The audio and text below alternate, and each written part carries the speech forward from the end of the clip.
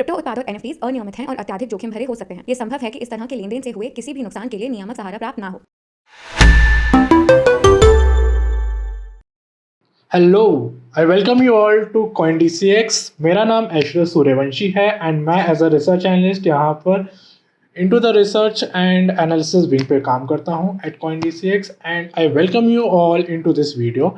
यहाँ पर हम बात करेंगे बिटकॉइन के बारे में, टेक्निकल एनालिसिस के बारे में देखेंगे, काफ़ी चीज़ें देखेंगे। Today we will be talking about 3 points. सबसे पहले हम देखेंगे कि बिटकॉइन का price action as a technical analysis क्या चल रहा है एंड साथ ही देखेंगे कि स्पॉट मार्केट में कैसे डिमांड कम हो रही है।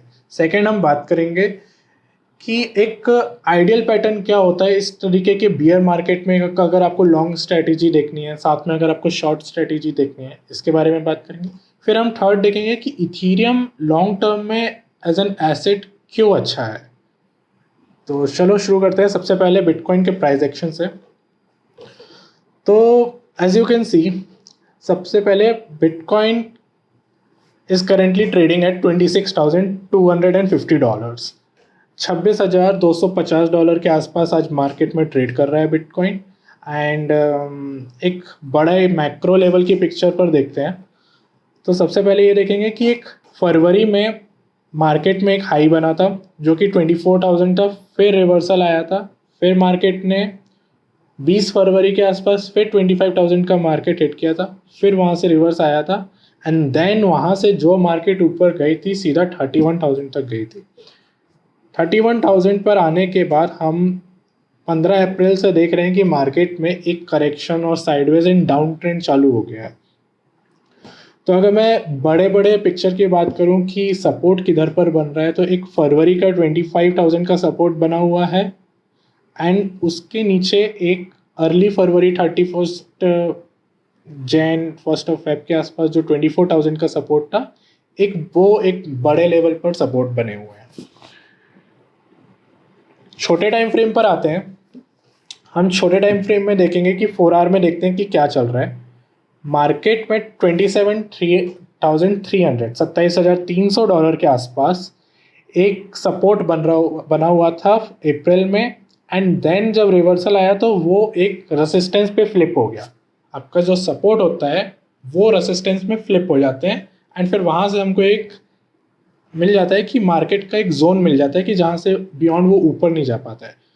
तो अगर मैं देखूँ तो एक पॉइंट पे 27,500 के आसपास 1 पॉइंट, 2 पॉइंट, 3 पॉइंट, 4 पॉइंट से ये एक रेजिस्टेंस बना हुआ था जिसको मार्केट 27,400 500 को ऊपर ब्रेक नहीं कर पा रहा था। एंड डाउन साइड में अगर मैं देखूं तो 26,500 पे एक बार, 2 बार, 3 बार, 4 बार 26,500 के नीचे नहीं जा रहा था। ऐसा हो रहा था मार्केट में।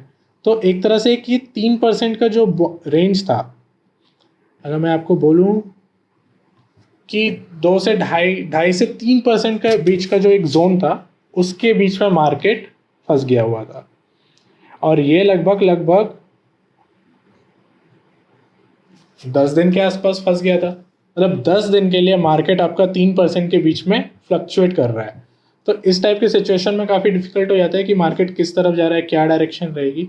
एंड अगर आप अभी देखेंगे तो मार्केट ने ये वाला अपना सपोर्ट नीचे की तरफ ब्रेक कर दिया है एंड फिर ऊपर की जा रहा है। ठीक है, मार्केट ने ये जो सपोर्ट ब्रेक किया इसके ऊपर आएंगे। सबसे पहले मैं आपको एक स्पॉट वॉल्यूम में दिखाता हूँ कि स्पॉट मार्केट में क्या चल रहा है। जैसे आपने ये देखोगे 22 तारीख को मार्केट 26,300 पे था, फिर एक और अटेम्प्ट मारा था यहाँ से इस रेसिस्टेंस को ऊपर जाने के लिए। So market was trying to break this resistance up and whenever this is trying to break this resistance up, you have to look for the alternate data. alternate data क्या देखना है उसके बारे में देख लेते हैं कि जब ये मार्केट ऊपर जा रही थी, टेक्निकल वाइज तो आपको समझ आ रहा था रेसिस्टेंस है, क्या वो रेसिस्टेंस को ब्रेक करके और ऊपर जा सकता था? तो उसके लिए एक मार्केट में आता है CVD, cumulative volume delta.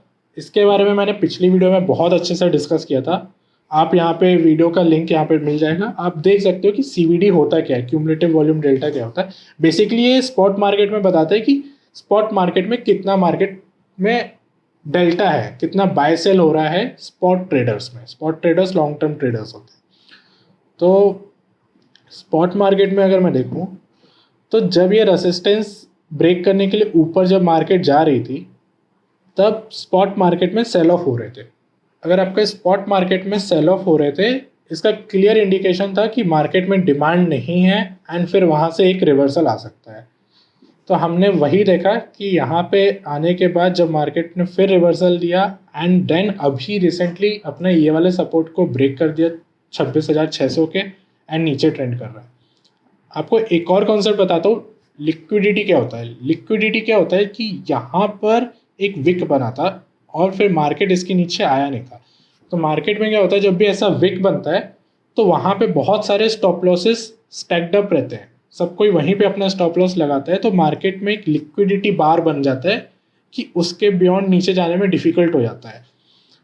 But इस दर पे ही सबसे ज़्यादा लिक्विडेशन होते हैं एंड जब ये वाला लिक्विडिटी जोन ब्रेक होता है तो मार्केट सीधा नीचे डाउन ट्रेंड चला जाता है। तो अभी देखना यही है कि क्या ये वाला लिक्विडिटी जोन यहाँ पे ब्रेक होएगा कि नहीं होगा, ये तो टाइम बताएगा। बट हाँ, ऐसा ज़रूर होता है कि जब मार्केट ऐसा ब्रेक होता है तो एक रीटेस्ट के लिए बाउंस बैक करता है, देन फिर वहाँ से मार्केट की रिएक्शन चालू होती है कि क्या होगा।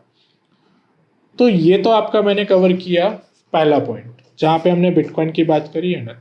चलिए अब सेकंड पॉइंट पर आते हैं कि इस टाइप की सिचुएशन में आपको चार्ट पैटर्न ढूंढने हैं, जो कि चार्ट पैटर्न आपको बताएंगे कि किस तरीके से मार्केट में ट्रेंडिंग आप कर सकते थे। तो इस हफ्ते एक चार्ट पैटर्न आया था कर्व फाइनेंस में, जहाँ पर आप देख सकते हो एक असेंडिंग ट्रायंगल बन रहा था, जहाँ पे मार्केट बार बार अपर हाई हायर हाई बना रहा था। एक हायर हाई बनाया, फिर हायर हाई बनाया, फिर हायर हाई बनाया, और साथ में एक रेसिस्टेंस को धीरे धीरे पुश कर रहा था, ब्रेक करने की कोशिश कर रहा था बट कर नहीं पा रहा था। तो एंड वहाँ से एक चैनलाइज हो गया था, एक कंप्रेशन जोन बन गया था। जब ये कंप्रेशन जोन बन रहा था तो उसी टाइम पे 55 EMA की जो लाइन है ऑरेंज कलर की, इस पर मार्केट ट्राई कर रहा था इसको ब्रेक करने की। एंड यहाँ से एक क्लियर कट इंडिकेशन था कि जब इस टाइप का आपका असेंडिंग ट्रायंगल बन रहा हो, आपका एक हॉरिजॉन्टल रेसिस्टेंस भी हो, आपका 55 EMA भी हो, तब आप वॉल्यूम भी देखो कि वॉल्यूम में क्या इंक्रीमेंट आ रहा है। अगर वॉल्यूम में इंक्रीमेंट आता है तो यहाँ से सीधा एक ब्रेकआउट देखने को मिलता है हमको मार्केट में। एंड वो ब्रेकआउट आप पहला तो 200 EMA तक लेकर जा सकते हो, यानी तो अगला जो भी आपका रेसिस्टेंस होता है। तो इस वीक इस टाइप का एक पैटर्न देखने को मिला था एंड कल परसों फिर से ये वाला पैटर्न जब एग्जीक्यूट हुआ तो मार्केट ने यहाँ से सीधा ब्रेकअप दिया एंड 200 EMA तक रेसिस्टेंस गया था। तो इस टाइप के आपको बियर मार्केट में इस टाइप के पैटर्न्स ढूंढने हैं जो कि टेक्निकल एनालिसिस वाइज एकदम करेक्ट हो, उसमें मल्टीपल प्रोजेक्शंस हो कि किस तरीके से मार्केट ऊपर जा सकती है, नीचे जा सकती है। आपके लॉजिक्स एकदम क्लियर होने चाहिए। अगर आपका लॉजिक क्लियर है तो आप सीधा देख सकते हो मार्केट ने यहाँ से ब्रेकआउट दिया एंड ऊपर गया था। तो रादर देन कि कौन सा पंप एंड डंप टोकन होएगा, आप टेक्निकल एनालिसिस से एकदम ट्राई कर सकते हो, एक प्रोबेबिलिस्टिक ट्रेड ले सकते हो कि किस तरीके से मार्केट ऊपर एंड नीचे जाएगा। ठीक है, तो थर्ड पॉइंट पर आते हैं कि Ethereum as a long term क्यों आपके पोर्टफोलियो में होना चाहिए। आप सभी को पता होगा कि इथीरियम में एक मर्ज आया था पिछले साल। इथीरियम मर्ज काफ़ी ज़्यादा मार्केट में था, सितंबर के अराउंड पे मर्ज हुआ था, जहाँ पे हमने बात किया था कि इथीरियम प्रूफ ऑफ वर्क से प्रूफ ऑफ स्टेक की तरफ जा रहा है। बट उसका इम्प्लीकेशन है क्या? उसका इम्प्लीकेशन आज 9 महीने 10 महीने बाद पता चल रहा है कि इथीरियम एज एन एसेट उसमें आ गया, आपका डिफ्लेशनरी इफेक्ट हो गया है। मतलब आज जितना इथीरियम मार्केट में अवेलेबल है उसके बाद 1 साल बाद मार्केट में इथीरियम कम हो रहा है। मतलब आपका इथीरियम का सप्लाई कम हो रहा है। इथीरियम की सप्लाई अगर आपको कम हो रही है तो जाहिर सी बात है कि आने वाले टाइम पे उसकी डिमांड बढ़ेगी तो सप्लाई कम रहेगी, इकोनॉमिक फैक्टर लगेगा एंड प्राइस ऊपर की तरफ ज़्यादा जाएगी क्योंकि आपकी सप्लाई बहुत कम हो गई है। तो ये एक काफ़ी लॉन्ग टर्म स्ट्रैटेजी है। अगर मैं देखूं कि इथीरियम मर्ज के पहले और मर्ज के बाद किस तरीके से परफॉर्म कर रहा है, तो 30 डेज़ के अगर टाइम फ्रेम में देखूं तो इथीरियम की सप्लाई मोटा मोटा 1.5% कम हो गई है।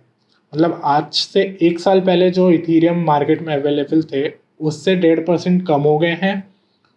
और आज अगर आज से 1 साल पहले हर साल करीबन 2 लाख इथीरियम मार्केट में आते थे, तो वो 2 लाख इथीरियम आज की डेट में आने से और कम होकर 1.5 लाख माइनस में चले गए। मतलब कि हर साल इथीरियम बढ़ रहा था 2 लाख से, 2 लाख टोकन से इथीरियम बढ़ रहा था, आज इथीरियम 1.5 लाख कम हो गया है। इसका मतलब कि मार्केट में सप्लाई और कम हो गई है एंड आने वाले टाइम पे ये एक प्राइस में रिफ्लेक्ट करेगा। सो फंडामेंटली अगर मैं देखूँ, इथीरियम की सप्लाई और कम हो गई है, जिसके कारण से मार्केट में आपको लॉन्ग टर्म में इस टोकन को अपने पोर्टफोलियो में ज़रूर रखना चाहिए। Thank you for watching this video and हम फिर नेक्स्ट वीक मिलेंगे अपने एक टेक्निकल एनालिसिस से के बारे में, जिसके बारे में हम देखेंगे कि चार्ट में कैसे मूवमेंट होता है, मार्केट की क्या अपडेट है, यूएस मार्केट में क्या चल रहा है।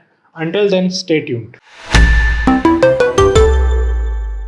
क्रिप्टो उत्पाद और NFTs अनियमित हैं और अत्यधिक जोखिम भरे हो सकते हैं। ये संभव है कि इस तरह के लेनदेन से हुए किसी भी नुकसान के लिए नियामक सहारा प्राप्त ना हो।